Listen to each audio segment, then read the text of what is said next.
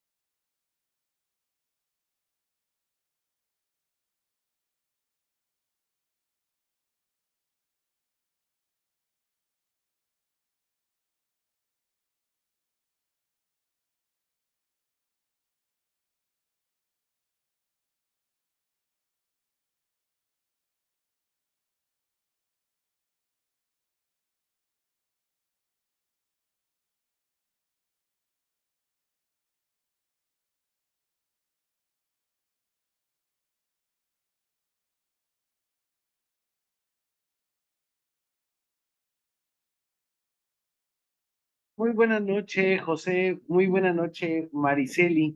¿Sí logran escucharme?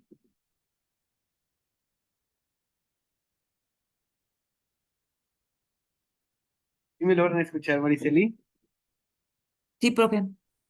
Muy bien, muy buena noche. Me da mucho gusto el poderlo saludar en esta ocasión. Mi nombre es José Yair Hernández Acosta y tengo el gusto de compartir con ustedes la asignatura de Filosofía del Derecho en este bimestre. Soy el docente titular del grupo 2, pero me da mucho gusto recibir aquí a todos los alumnos del grupo 1 y grupo 2.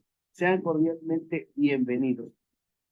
En esta sesión vamos a abordar nosotros el contenido temático de la unidad 2, que lleva por título el derecho positivo. Muy buenas noches nuevamente. Vamos a iniciar. Gracias por atender a la convocatoria. Y lo primero que tenemos, pues, es el orden del día. En esta ocasión, nuestro orden del día va a ser el siguiente. En primer lugar, bienvenida a los alumnos. Después, presentación del objetivo de la sesión. Continuamos viendo los resultados de aprendizaje y competencias de la unidad 2, que se llama Derecho Positivo. Posteriormente, un servidor realiza la exposición del contenido temático de la unidad 2. En quinto punto, vamos a tener una actividad de reforzamiento del contenido de la Open Class, pero aquí vamos a revisar el contenido nuevamente de la primera y de esta segunda, que los prepara para el examen que ustedes tienen que contestar esta semana, el primer examen quincenal. Posteriormente les compartiré la pregunta de investigación y las actividades de evaluación de la semana 2. Ahí mismo les compartiré la evidencia de aprendizaje y por último daremos nuestra despedida. Nuevamente, sean bienvenidos. ¿Cuál va a ser el objetivo de esta sesión? Pues en esta sesión, en primer lugar, vamos a abordar los contenidos temáticos de la unidad 2 que lleva por título el derecho positivo y posteriormente le informaremos al estudiante las actividades que deberá realizar durante esta segunda semana de acuerdo a la modalidad de evaluación que haya elegido. Los resultados de aprendizaje. Tenemos dos resultados de aprendizaje. En primer lugar, examinar al positivismo como una corriente del pensamiento jurídico y en segundo lugar, distinguir los elementos del positivismo. La competencia que desarrollaremos en esta semana será caracterizar al positivismo como una corriente de pensamiento jurídico mediante el análisis de sus elementos para comprender el derecho positivo. No sé si hasta este momento tengas alguna pregunta, Mariceli, o vamos bien. Y si durante esta hora que vamos a estar trabajando, vas a poder utilizar tu micrófono. Sí, Sí, muy bien. Muchas gracias, Mariceli. Pues vamos a empezar. Y entonces nosotros iniciaremos, en primer lugar, hablando de conceptos y definiciones. Y como ustedes ya lo han visto desde que iniciaron el estudio de esta bella carrera que es el derecho, pues vamos a decir que la función del derecho va a ser regular la conducta humana. Y tenemos que decir que ¿por qué regula la conducta humana? Pues porque le establece ciertos límites. Le va a decir qué es lo que puede hacer y bajo qué condiciones, así como también le dirá aquello que no puede realizar. Pero no solamente va a regular la conducta humana, sino que también va a regular las funciones que realizan los diversos órganos del Estado. Las secretarías de Estado, por ejemplo, les va a decir cuáles son sus funciones y qué es lo que ellas tienen que realizar para cumplir los objetivos de ese Estado en el cual fueron creadas. Y también los servicios públicos. Como nos podemos dar cuenta, pues la aplicación de las leyes está siempre presente en nuestro estado, en nuestra comunidad. Pero ahora avanzaremos un poco más y tendremos que hablar del derecho positivo.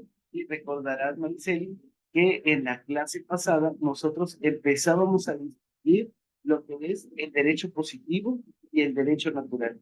En esta clase, pues profundizamos ya en el derecho positivo y lo podemos definir como un conjunto de normas jurídicas que van a establecer las reglas que el legislador nos ha dado, así como aquellas que han dejado de estar vigentes por haber sido derogadas o abrogadas, quedando por tanto convertidas en derecho histórico del pueblo.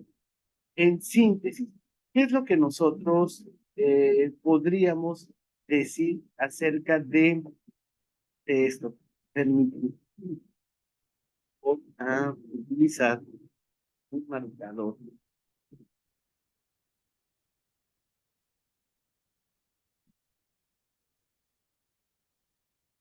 ¿Cierto?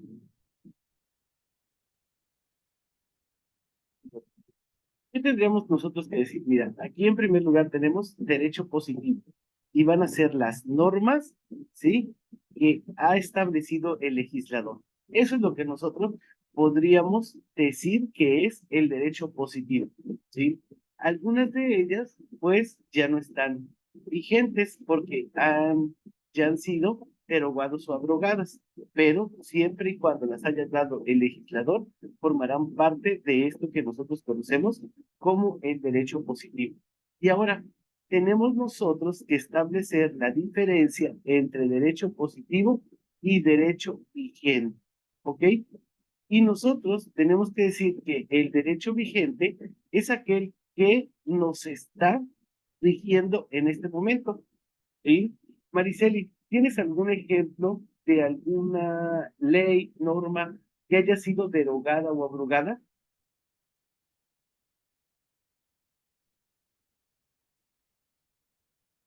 pues no recuerdo en este momento con exactitud, pero sí sé que hay normas que han sustituido, bueno, o hay legislaciones que han sustituido a otras, ¿no? Exactamente, Mariceli. José, buenas noches. ¿Usted recuerda alguna ley o norma que ha sido derogada o abrogada?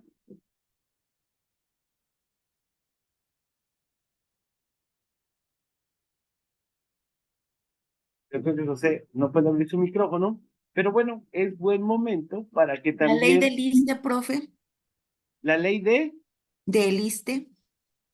del ISSSTE, ajá, platícanosla. Gracias, José. Platícanosla tantito, Mariceli. Bueno, hace algunos años, y le digo, bueno, porque soy trabajadora Sí, del gobierno, sí, platícanos. teníamos o sea, podíamos optar por bueno, estaba la pensión y después salió el 10º transitorio, ¿no? Sí, Entonces se exacto. abrogó, justo, ¿no? Ajá, Y entonces ya los que entraron a trabajar después de que la ley se publicó, pues ya no les aplicaba la ley anterior. exactamente. Entonces, esa ley fue derogada, ¿sí o no? La derogamos, Justo. ¿sí? Ya la quitamos, la derogamos. Ahora, esa ley formaba parte del derecho positivo, porque la dio ¿quién? Un legislador, ¿sí o no? Pero hoy ya no es ley vigente, ya no es vigente. Entonces, nosotros tenemos que establecer eso, esa diferencia. El derecho positivo es todo aquel que ha dado el legislador y el derecho vigente es el que nos rige en un momento determinado, que no ha sido todavía ni abrogado ni derogado, es decir, que es actual. Entonces, nosotros podemos afirmar que todo derecho positivo es vigente. Por ejemplo, la ley del IMSS es derecho positivo, pero ya no está vigente. En cambio, podemos aseverar, sí, que todo derecho vigente es positivo, porque todo el derecho que hoy nos rige lo ha creado el legislador. ¿Queda claro? Sí. Muy bien. Y entonces vamos a continuar. Por acá, porque si no, no avanza. Vamos a continuar. Voy a utilizar.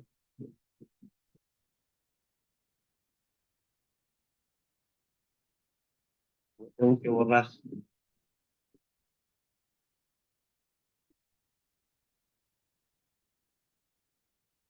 Bueno, y entonces tenemos este cuadro, y este cuadro nos empieza a decir el desarrollo histórico que ha tenido el derecho positivo. Y vamos a tener nosotros estas etapas, ¿sí? Vamos a tener nosotros, en primer lugar, la época o la época medieval, después vamos a pasar a la moderna y en la época actual. Y nosotros vamos a decir que, en primer lugar, en la época medieval, el Estado no se encargaba de producir normas, de producir leyes. Las normas eran dictadas por la sociedad civil, que la sociedad dictaba sus propias normas. Y el juez dirimía las controversias, pero estas emanaban de la costumbre. Entonces teníamos un derecho emanado de la costumbre que nosotros lo conocemos como derecho consuetudinario, el que se basa en las costumbres.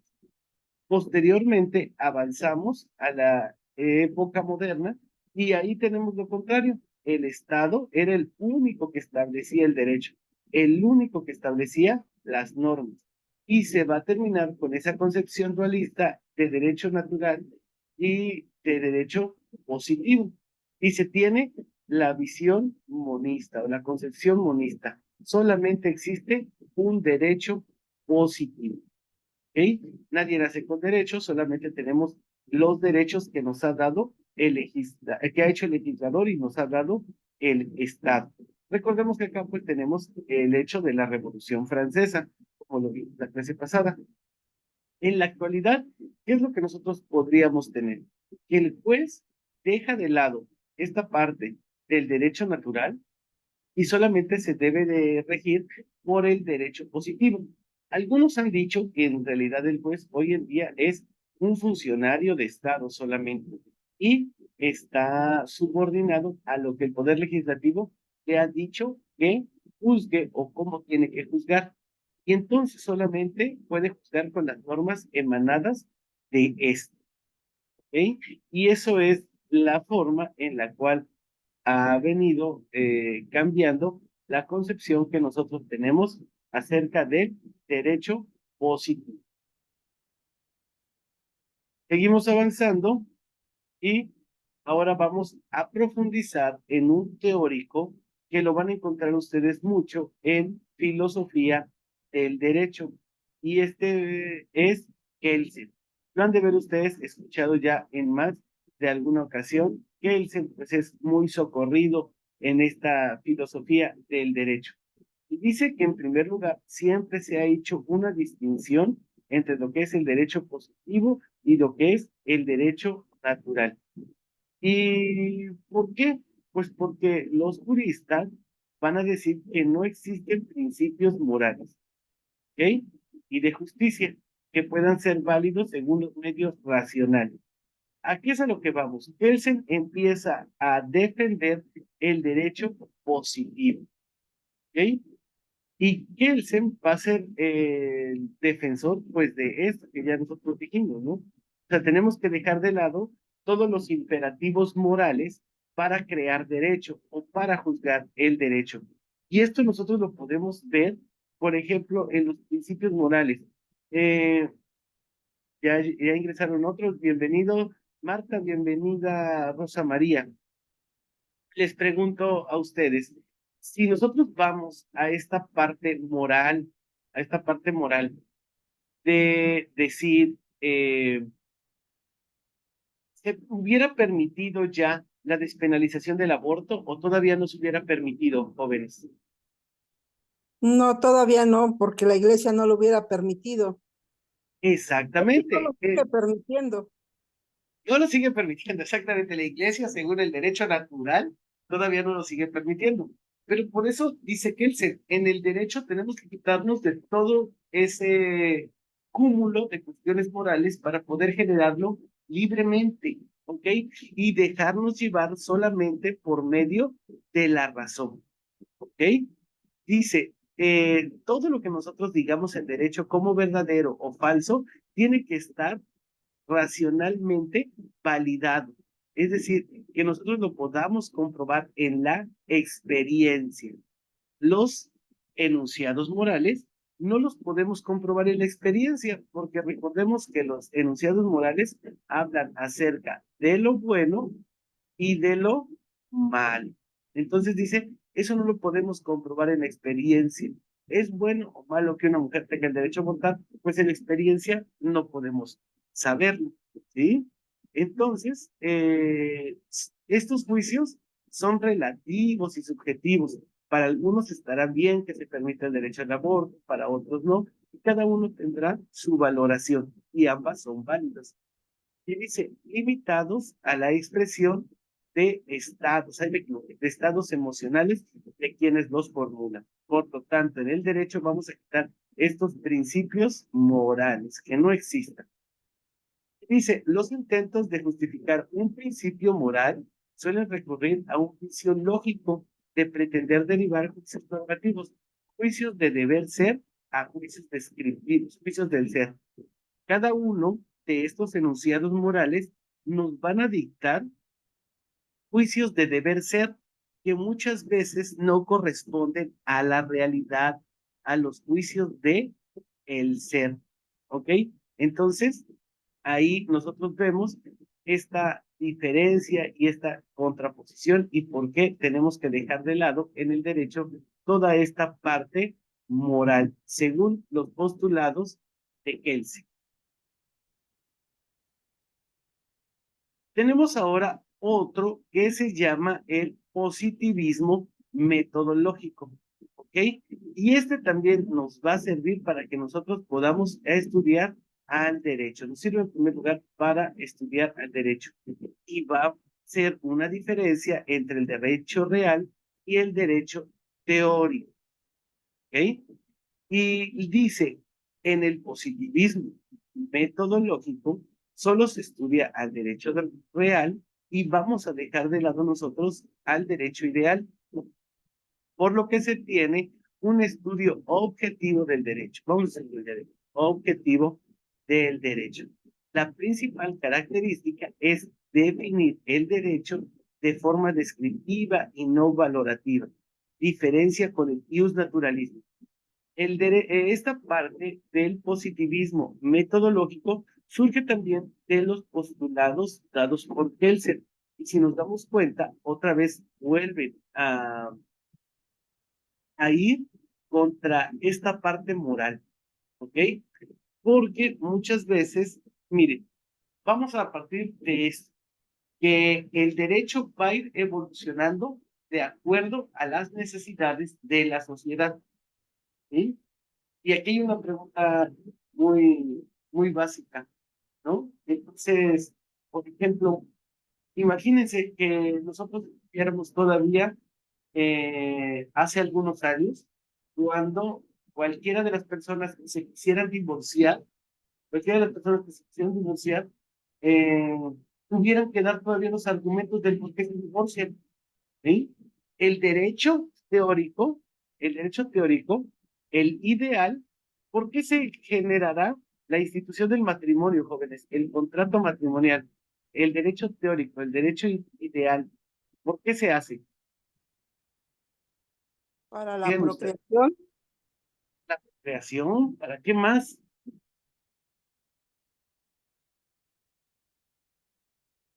¿Para qué más? Para preservar a la sociedad. En primer lugar, para preservar a la sociedad. ¿Cómo la vamos a preservar? Pues por medio de los valores, por medio de la enseñanza a los hijos, y nosotros vamos perpetuando la sociedad. Y ahora, si nosotros pretendemos perpetuar la sociedad a través del matrimonio, pues no sería válido que se deshiciera, ¿ok? Pero el derecho real, ¿qué me dice? No, mira, la condición real es que hay matrimonios que se agreden, ¿no? Matrimonios donde la persona ya no ama a la otra. Y entonces, ¿qué dice? Vamos a crear también la manera de revertir ese contrato, ¿ok? Entonces, la diferencia con el naturalismo será esa, estudiar al derecho de forma objetiva, de acuerdo a su esencia, quitando esta parte, no diciendo si es bueno o malo. ¿Sí? Vamos a pasar ahora a los presupuestos filosóficos. Y aquí, miren, encontramos una palabra que se llama hermenéutica. Y la hermenéutica es el principal presupuesto filosófico del derecho positivo al plantear la interpretación de los textos jurídicos. Cuando nosotros hacemos una interpretación de los textos jurídicos, estamos recurriendo a la hermenéutica. ¿Ok? Avanzar.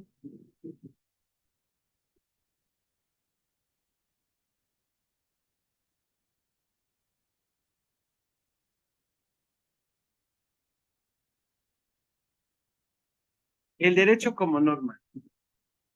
De favor, Mariceli, léame la primer nota.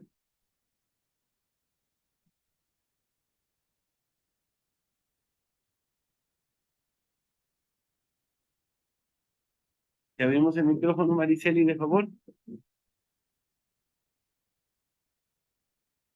Marta, de favor, apóyeme a leer la primera nota. una de las teorías más importantes del derecho es la teoría pura del derecho, propuesta por Hans Kelsen. Esta teoría concibe el derecho desde dos puntos de vida, como un hecho y como una norma, el ser y el deber ser. Exactamente. Entonces, nosotros vamos a tener ahorita estos postulados. Y en primer lugar, vamos a tener a Kelsen, como ya les había dicho. Y Kelsen, él va a fundar la teoría pura del derecho. ¿Okay? Esto nos quiere quedar importante. El fundador de la teoría pura del derecho es Kelsen. Y él concibe al derecho como un hecho, es el ser, y como una norma, como un deber ser. Y entonces, aquí dice, miren, hay un hecho, y esto lo vamos a profundizar en la semana 4. Hay un hecho, ¿ok? Y eso es el ser, o sea, no lo podemos cambiar. Está el hecho de el asesinato, es un hecho, ¿sí? El ser. Y ahora también hay una norma que nos dice cómo debe de ser la persona. Tenemos un hecho, la persona asesina, ¿sí? El ser. Y tenemos una norma que le marca a esa persona cómo debería de haber sido.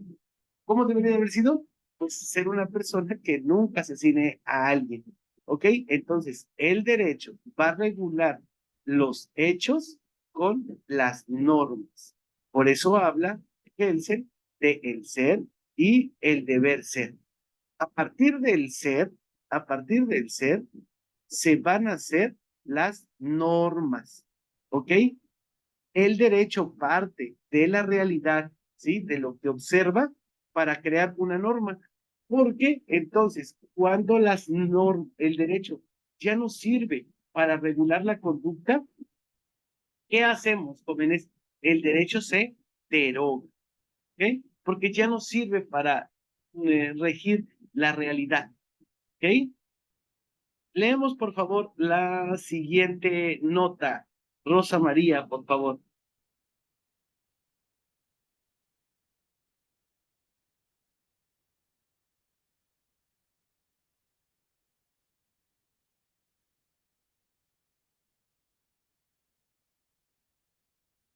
Yo creo que Rosa María no puede abrir su micrófono. Cristian, buenas noches. No sé si me puedas ayudar a leer la siguiente nota.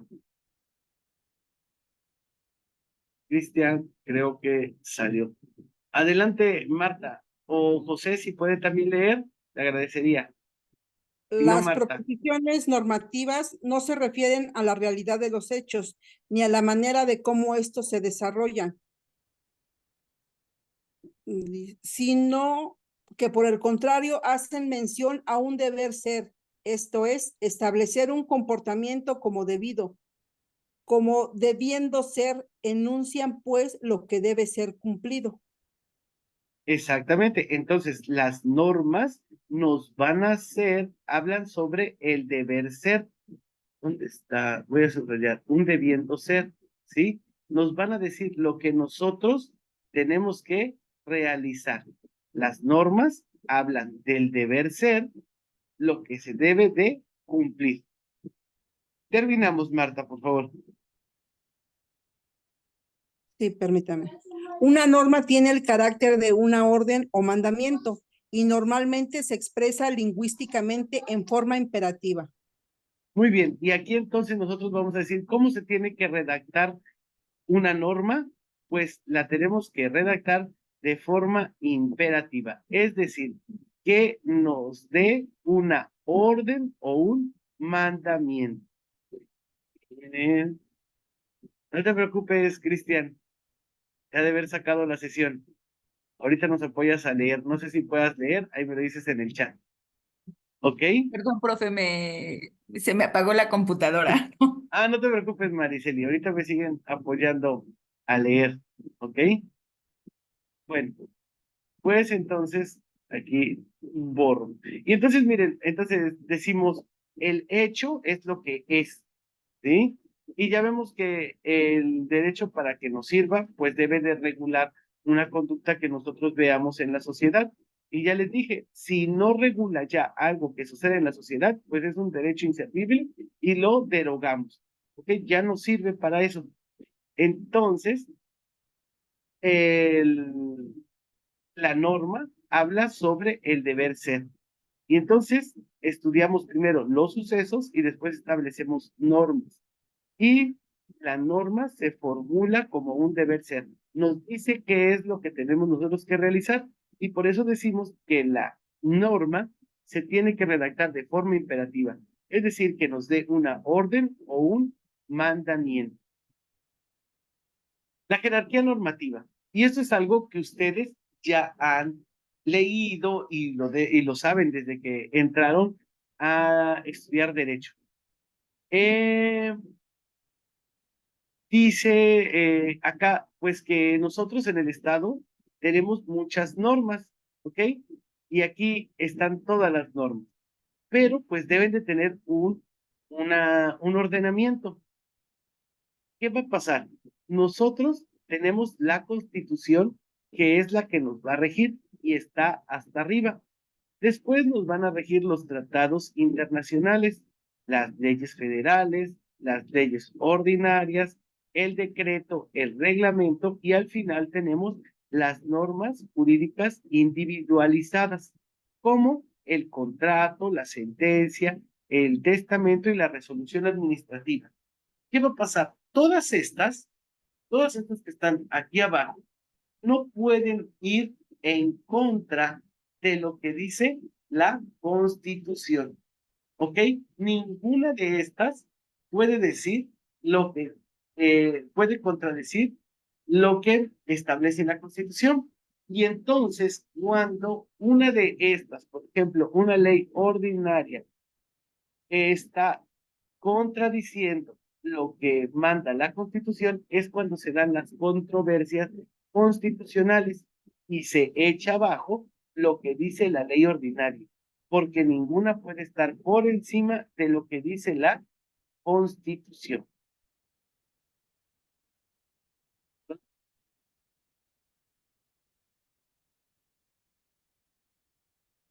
Bueno, esa es la jerarquía normativa. Y el video de la primera estación que les publiqué habla acerca de una controversia, ¿sí? Una ley atenta o contradice lo que dice la Constitución y por eso existe esa controversia. Y ahora vamos a tener nosotros la norma fundamental. Y esto ustedes ya lo saben. La norma fundamental en el Estado mexicano, ¿qué va a ser? Pues va a ser nuestra Constitución. Es nuestra norma fundamental. Y dice, la norma fundamental es la que condiciona la unidad de cada orden y representa la validez de todas las referibles a ese fundamento. Es decir, la norma fundamental es la que le va a decir, le va a dar la estructura a todas las demás y ninguna puede estar por encima de ello. La validez jurídica se fundamenta en una norma superior, no porque exija concordancia entre los contenidos, sino porque hay una delegación de autoridad de la norma superior en la inferior. La norma superior, jóvenes, tiene que dar esa facultad de legislar sobre cierto tema, ¿ok? Y se le da la autoridad para que legisle realmente o hable sobre cierto tema. Esta norma fundamental de Kelsen funciona como presupuesto que hace posible el conocimiento del derecho como un todo coherente. ¿Y por qué hablamos nosotros como un todo coherente? Pues vamos a regresar a la diapositiva anterior, porque no puede ser que la Constitución diga una cosa y los tratados internacionales digan otra, las leyes federales digan otra, pues entonces nunca existirá una consistencia legal. ¿Ok? Porque un juez podrá decidir un caso de acuerdo a leyes federales, otro lo hará de acuerdo a tratados internacionales y otro lo haría de acuerdo a postulados de la Constitución. Por eso, en la teoría de Kelsen, que nos habla acerca de la norma fundamental, hace un conocimiento del derecho como un todo coherente. ¿Ok? Y nos tiene que quedar claro que en el Estado mexicano la norma fundamental siempre será la Constitución. El sistema jurídico. Kelsen también va a hablar acerca del sistema jurídico. Entonces, ahora le voy a pedir de favor a Cristian, ¿puede leer de favor? Claro que sí, buenas noches. Adelante. El sistema jurídico. En el sistema kerseniano, la existencia de un sistema jurídico se da solo si cumple con una cierta eficacia. La eficacia de un sistema jurídico radica principalmente en la misma efectividad de las normas. La efectividad puede manifestarse de dos maneras: por la obediencia de aquellos a los que se les impone un deber por dicha norma y por la aplicación de la sanción permitida por la norma. ¿Sí? Ahora, ahí le subrayé lo que voy a explicar. El sistema jurídico, ¿sí?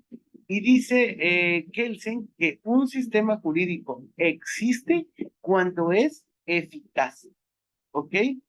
¿Y cuándo es eficaz? Cuando las normas son efectivas. ¿Y cuándo podemos decir que son efectivas?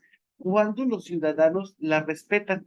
O bien, cuando no las respetan, tiene el derecho el juzgador de establecer una sanción. ¿Ok? Repito nuevamente. Kelsen dice que un sistema jurídico tiene que ser eficaz. ¿Y cuándo se da la eficacia? Cuando las normas son efectivas. ¿Y cuándo las normas son efectivas? Cuando los ciudadanos las obedecen y cuando no las obedecen, se les puede aplicar una sanción. Y entonces ahí es que nosotros podemos decir que un sistema jurídico es realmente efectivo, porque sea obedecido por los ciudadanos o porque tengamos el derecho de establecerle una sanción a quien no lo cumpla. Y ahora sí vamos a llegar al meollo del asunto en Kelsen.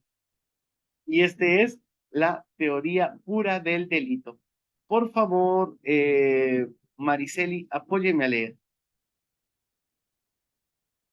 La teoría pura del derecho se considera como una teoría pura al no estar contaminada por otras disciplinas que puedan distorsionar el pronunciamiento o la construcción del derecho, como son la biología, la psicología, la ética y la ideología.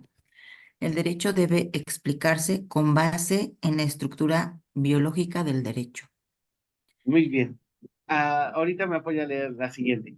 Miren, entonces el postulado de la teoría pura del delito que postula Kelsen es el siguiente, que el derecho no tiene que estar contaminado de otras disciplinas, ¿ok? Porque cuando se contamina de otras disciplinas, pues ya no es puro, ya no es puro y tiene el riesgo de volver a esa parte moral, ¿ok? Entonces, por lo tanto, el derecho se tiene que alejar de la biología, la psicología, la ética y la ideología. ¿Ok? Y solamente así descubriremos la esencia del derecho. Por eso dice un derecho puro. ¿Ok? Continuamos leyendo, por favor, Maricel. Hans Kelsen pretendía así tener un derecho completamente limpio de las influencias de cualquier otra ciencia o materia de las que se apoyaban otras corrientes del derecho, para tener un derecho libre de ética o moral y que se basara únicamente en lo establecido por las normas jurídicas. Exactamente. Mm. Entonces dice, así nosotros vamos a limpiar al derecho de todas esas influencias que lo perturban o no lo dejan juzgar bien. Entonces le vamos a quitar al derecho todo eso que le dan las otras ciencias, también lo vamos a liberar de la ética y la moral y solamente va a respetar las normas jurídicas, es decir, el proceso legislativo necesario para su creación y aplicación. ¿Ok? Entonces, eso es lo que nos dice la teoría pura del derecho de Hans Kelsen.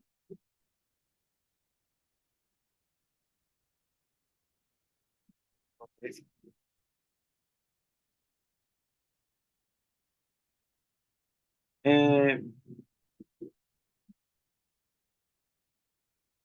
ya leyeron todos, ¿verdad? Cristian, Marcel, Rosa María, por favor, apóyenme a leer las críticas al ius positivismo. Sí, profesor, claro. Críticas al ius positivismo. El derecho positivo es aquel que emana de las personas, de la sociedad. Se entiende el derecho positivo como un derecho puesto o dado desde el Estado. La positividad del ideal del derecho en normas legales concretas hace posible que se realice el ideal de justicia basada en las normas escritas y establecidas por el hombre. El positivismo tiene ideales y aspectos que son válidos para todos. La evolución del derecho se ha dado también por la evolución del hombre. El hombre y la sociedad evoluciona tanto en su pensamiento como en su comportamiento. Muy bien. Muchas gracias, Rosa María. Y ahora la crítica al ius positivismo es diferente o nos da otras luces respecto a lo que nosotros vimos la clase pasada. Y porque, en primer lugar, tenemos que decir que el derecho va a tener que ir avanzando y va a tener que ir regulando las situaciones específicas y concretas de cada sociedad. No podemos decir que la sociedad es la misma de hace 500 años. Por lo tanto, el derecho tiene que ir avanzando. En cambio, los naturalistas van a hablar acerca de que la esencia del hombre es una misma y nunca va a cambiar. Y entonces, pues el derecho tampoco nunca tendría que cambiar. En cambio, el ius positivismo nos va a decir, sí, tiene que cambiar el derecho, porque el hombre y la sociedad va a ir cambiando. ¿Ok? Y aparte, es bueno el ius positivismo porque son las normas que establece el hombre de acuerdo a su realidad. Y no la da ningún ser superior, la da el Estado. ¿Y quién ha elegido al Estado o a los gobernantes o a quienes hacen las leyes? Pues la misma sociedad. ¿Ok? Representa también sus intereses. Por ejemplo, ahorita está la discusión, ¿no? En el Senado acerca de la reforma judicial. Y pues ya nosotros ejercimos nuestro derecho al voto y elegimos a nuestros representantes y pues vamos a tener ese derecho que el Estado es el que nos va a decir y vamos a ver ahora cómo se van a elegir a los jueces, ¿no? Entonces, tenemos el derecho que nos hemos dado. Quiero saber, jóvenes, si hasta acá terminó la exposición del contenido temático de la unidad 2. Quiero saber si hay alguna duda, jóvenes.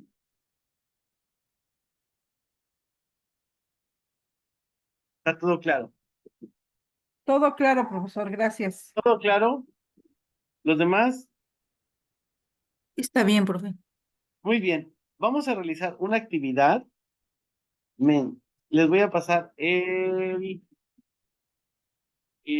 ¿cómo se llama? La página a la cual van a entrar para que hagamos un menti. Bien, gracias, José. Les voy a pasar. Ingresen a esa página que está en el chat, por favor. Ingresen a esa página que está en el chat.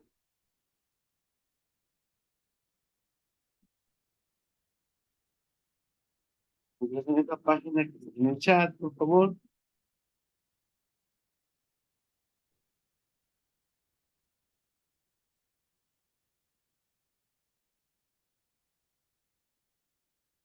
Y ahora van a escribir este código, por favor. 15766985. Pongo código 15766985. Ahí lo tienen en el chat también.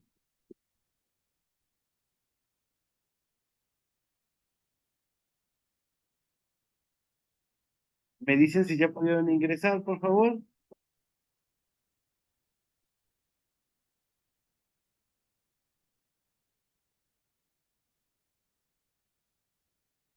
Creo que sí. Muy bien, Cristian ya ingresó. Levantamos la mano los que ya ingresaron, por favor. Muy bien, ya veo un like. Cristian, ¿los demás?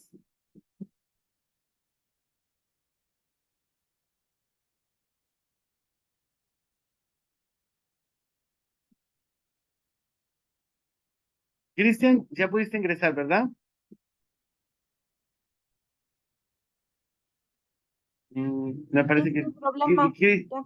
Cristian ya, Rosa también, Mariceli, Marta y José, ¿ya pudieron ingresar?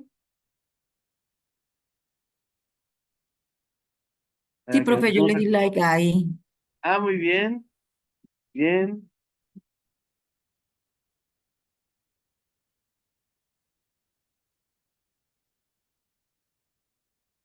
Bueno,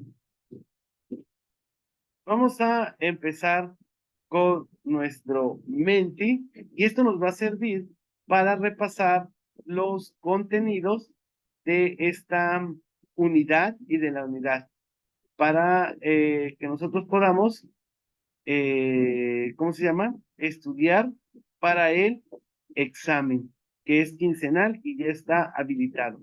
Vamos a empezar. Y la pregunta es, desde el, ¿cuál es el principal presupuesto filosófico del derecho positivo? ¿La hermenéutica, el lenguaje o la pragmática?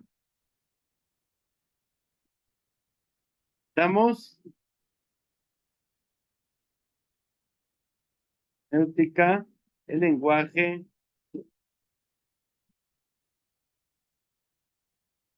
Bien. Vamos a revisar. Y recordamos que es la hermenéutica, ¿ok? ¿Y a qué nos referimos con la hermenéutica?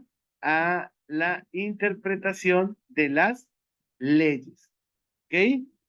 Vamos a continuar con la siguiente. ¿Quién fue el autor de la teoría pura del derecho? ¿Carlos Cosío, Luis Recansen o Hans Kelsen?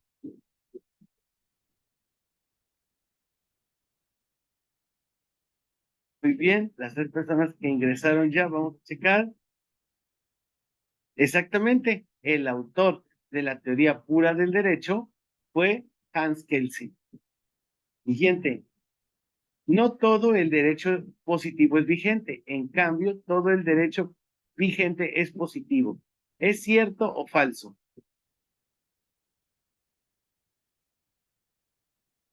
Verdadero, falso,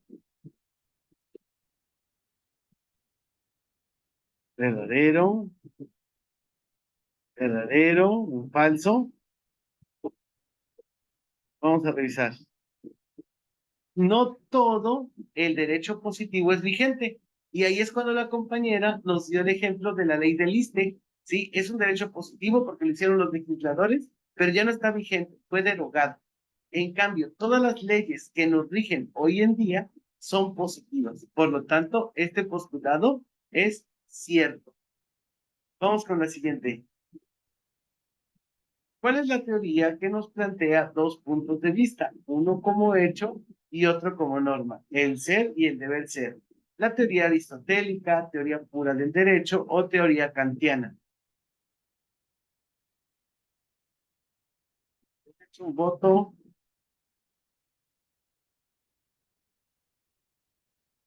Esperamos a los demás. 2 votos. Nos faltan otros 2.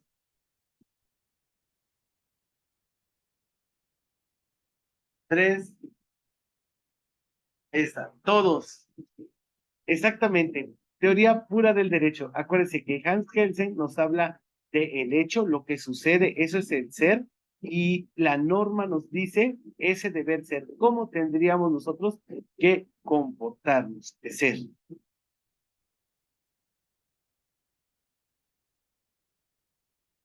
Durante la época medieval, ¿bajo qué derecho se regían? ¿Bajo el derecho positivo, el derecho consuetudinario o el derecho subjetivo? Consuetudinario, 2, 3, 1.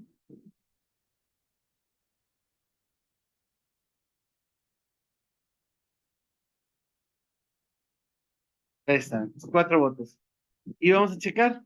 Exactamente, en la época medieval se regían por el derecho consuetudinario.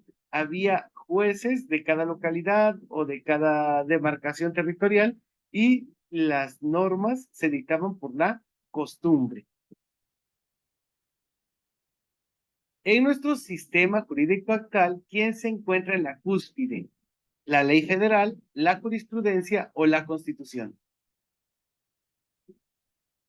2 en la constitución, 3 en la constitución. Vamos a esperar el 4.º voto. 4 votos.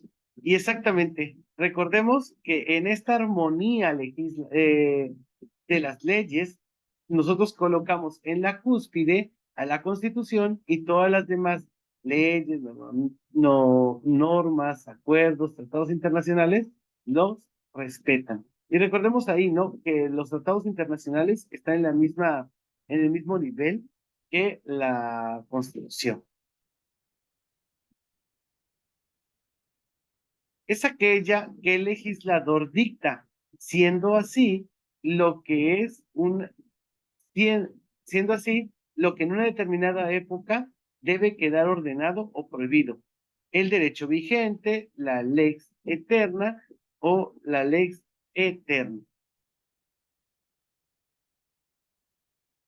2 votos, 3 votos.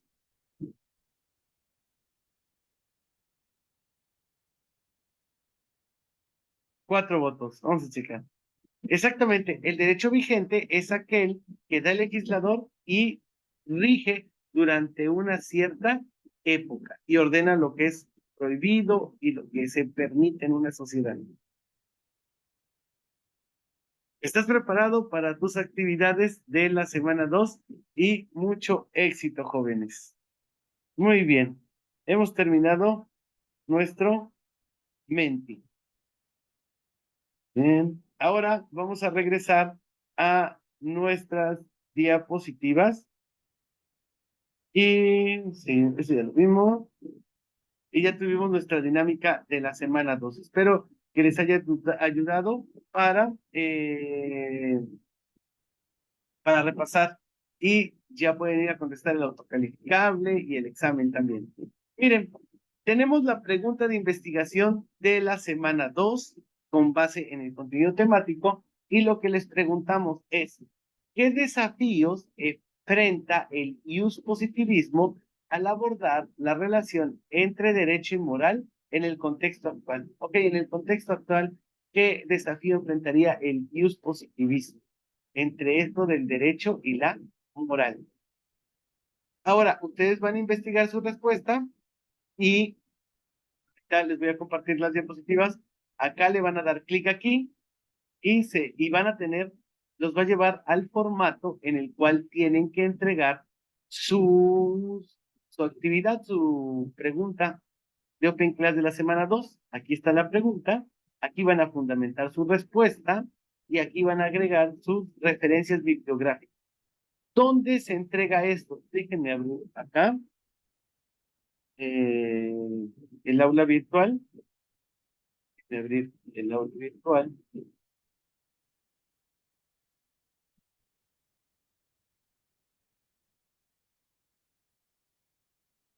Esto ustedes lo tienen que entregar, ya saben, aquí accesos directos, puntos extra, y aquí dice actividades de puntos extra, y aquí me cargan de favor la actividad de puntos extra. ¿Ok? Bueno, ya tenemos así la pregunta de investigación de esta semana. Ahora, actividades de evaluación de esta semana 2. Los alumnos que estén en la modalidad de exámenes van a contestar el primer examen quincenal. Le dan clic acá y los dirige automáticamente al examen quincenal.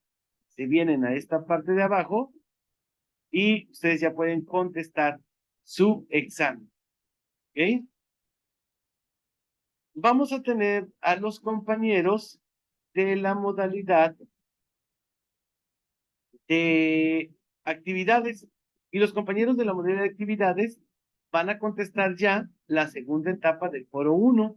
Le dan aquí y los dirige automáticamente a el foro. ¿Okay? Y ahí contestan sus aportaciones. Bien. Ahora, para los mismos compañeros, tienen que realizar la actividad de la semana 2. Le dan aquí y los va a dirigir a la actividad de la semana 2. ¿Cuál es la semana 2?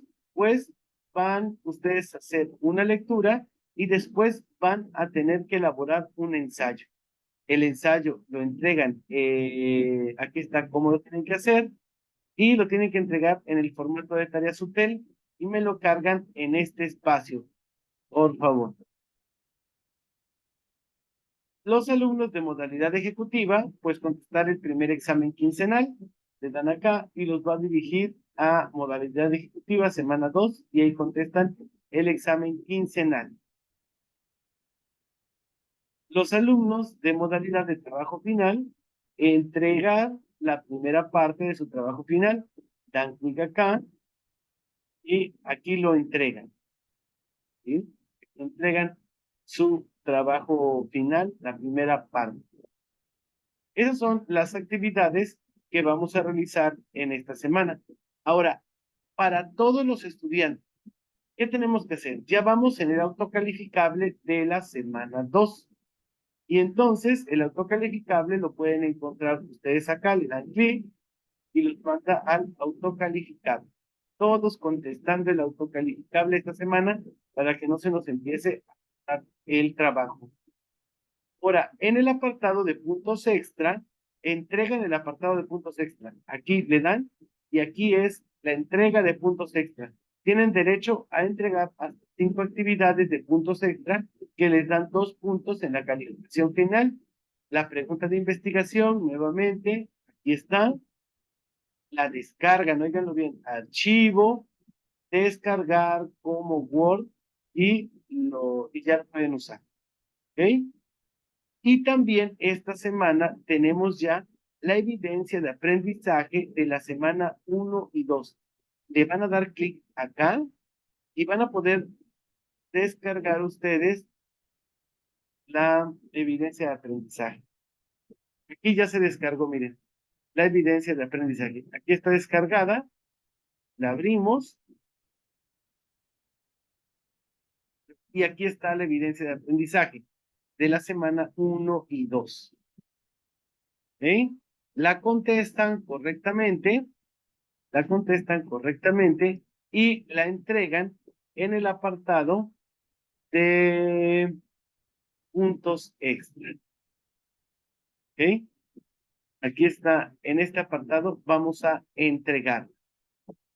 Quiero saber, jóvenes, si quedó claro o no quedó claro, alguna duda. Cualquier persona puede ver el enlace. Todo claro, profe. Muy bien, voy a escribirles aquí y les voy a poner diapositivas de la clase. Y ahí tienen el link en donde ustedes la pueden ingresar para verlas. ¿Sí? Ahí están, ya se conectó una persona, ahí las pueden estar viendo. Bueno, ahora la bibliografía que utilizamos acá y terminamos nuestra presentación. Quiero saber, jóvenes, si hay alguna duda, algo más en lo que les pueda servir.